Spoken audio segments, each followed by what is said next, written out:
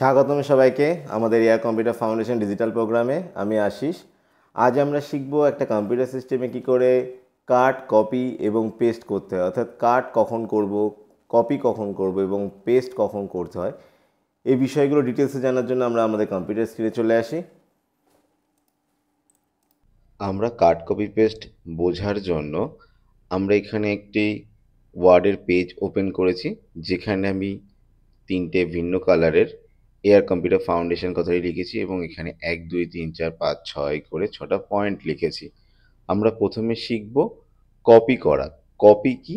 Copy কথার অর্থ হচ্ছে যে লাইনটা আমাদের যেখানে প্রয়োজন সেখানে যদি পার্মানেন্টভাবে দরকার হয় এবং তাছাড়াও যদি ডুপ্লিকেট কোথাও একটা ওই লাইনটা নিয়ে যেতে হয়, তখন সেই লাইনটাকে বা টেক্সটটাকে আমাকে কপি করতে হবে। যেমন আমরা উদাহরণস্বরূপ দেখে নিই, এখানে এই কালারের এয়ার কম্পিউটার ফাউন্ডেশন কথাটিকে আমরা এখান থেকে কপি করব।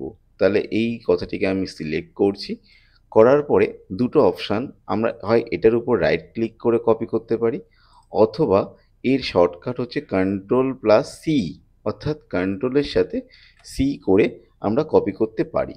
এবং যে টেক্সটটিকে আমরা কপি করছি সেই টেক্সটটিকে যে স্থানে ডুপ্লিকেট করে নিয়ে যেতে চাইছি সেখানে আমার কার্সার পয়েন্টারকে আনতে হবে।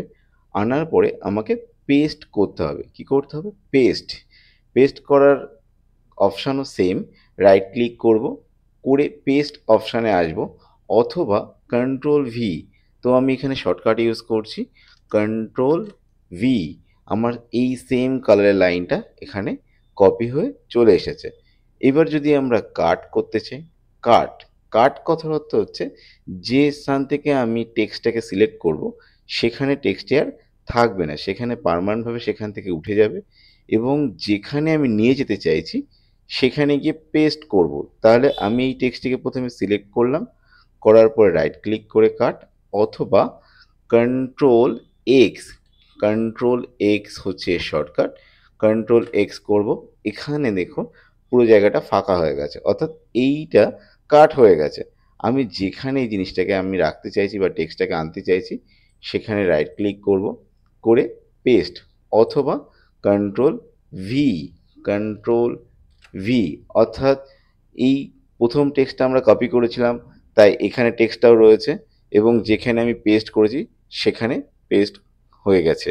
আবার মাঝখানে যে টেক্সটটাকে আমি কাট করেছি সেই টেক্সটটা ওখান থেকে উঠে গেছে, যেখানে আমি রাখতে চেয়েছিলাম সেখানে গিয়ে পেস্ট করার পরে সেখানে টেক্সটটা চলে এসেছে পার্মানেন্টভাবে, ওই জায়গাটা পুরো ফাঁকা করে। অর্থাৎ কপি কথার অর্থ হচ্ছে যেখান থেকে আমি টেক্সট নেবো সেটা থাকবে, প্লাস যেখানে আমি গিয়ে পেস্ট করব সেখানে একটা ডুপ্লিকেট তৈরি হবে।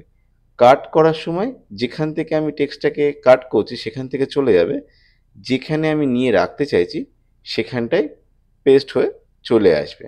আরও ভালোভাবে বোঝার জন্য যদি কখনো ডকুমেন্টস নিয়ে আমাকে কাজ করতে হয় সেক্ষেত্রে আমরা চলে আসি আমাদের একটি ফোল্ডারে। আমরা এখান থেকে একটা ফোল্ডার ওপেন করছি। এই ফোল্ডারটার মধ্যে আমি তিনটে ফোল্ডার তৈরি করেছি, ডকুমেন্টস, আদার্স এবং পিকচার বলে। তিনটে ওয়ার্ড ফাইল রেডি করেছি, personal documents, picture, word documents বলে।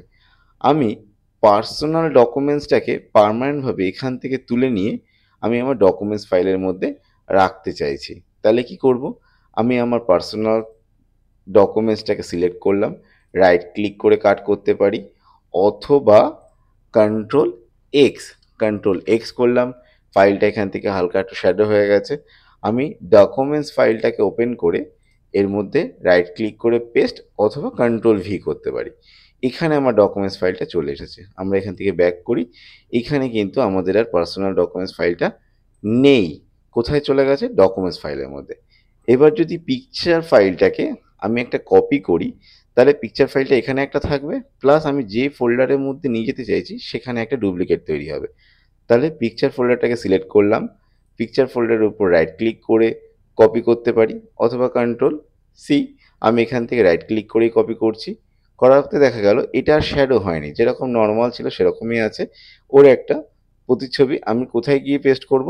পিকচার ফোল্ডারটার মধ্যে। তাহলে পিকচার ফোল্ডার ওপেন করলাম, এখানে রাইট ক্লিক করে এখান থেকেও আমরা পেস্ট করতে পারি। পিকচার ফোল্ডারটা এটার মধ্যে চলে এসেছে। এখানে ব্যাক করি, পিকচার ডকুমেন্টসটা এখানে একটা আছে, পিকচার ডকুমেন্টসটা পিকচার ফোল্ডারের মধ্যেও একটা চলে গেল।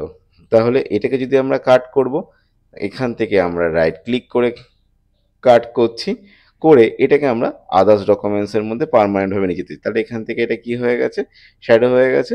আদার্স ডকুমেন্টস ওপেন করব, ফোল্ডারটিকে এর মধ্যে নিয়ে গিয়ে এটাকে পেস্ট করব। তাহলে বুঝতে পারলাম আমরা কাট করলে যেখান থেকে কাট করছি সেখান থেকে পুরোপুরি চলে যাচ্ছে, যেখানে কি পেস্ট করছি সেখানে চলে আসছে।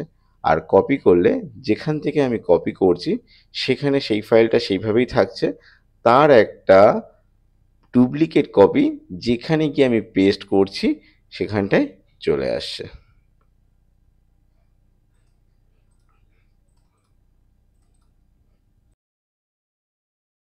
তাহলে আজকে আমরা শিখলাম কাট, কপি এবং পেস্ট করার পদ্ধতিগুলো। নেক্সট টপিক নিয়ে আবার পরবর্তী ভিডিওতে দেখা হবে। নমস্কার।